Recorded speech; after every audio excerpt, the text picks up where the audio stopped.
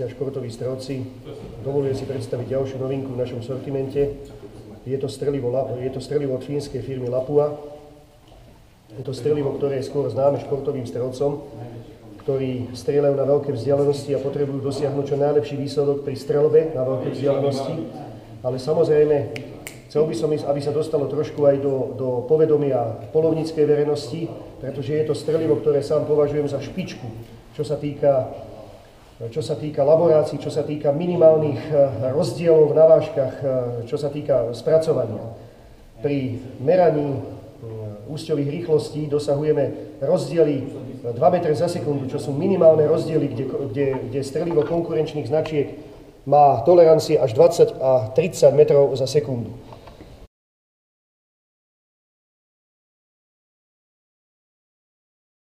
Tu vidíme strely, ktoré sú určené pre športovú verejnosť. Sú to strely Scenár. Je to strelivo, ktoré je určené na presnú streľbu na veľké vzdialenosti. Športovým strelcom ho netreba predstavovať. Čo by som dal do pozornosti, je strelivo lovecké. Tu máme lovecké strelivo so strelou Mega. Mega je olovená strela, jadro je olovené, plášť je tombakový. Ako vidíme, plášť, čo je nezvyklé u bežných poloplášťových strel, zasahuje až po špičku strely, čo nám zabezpečuje, že strela si drží svoju celistvosť pri prelete vegetáciou, pri náraze na trávu. Málo ktorá prekážka ho dokáže otvoriť. Strela sa otvára až pri náraze na ťažkú prekážku, čiže cieľ, prípadne teda telo zvery. Strela je mechanicky viazaná, čo nám zaručuje, že strela sa pri náraze otvára, ale neprichádza k fragmentácii.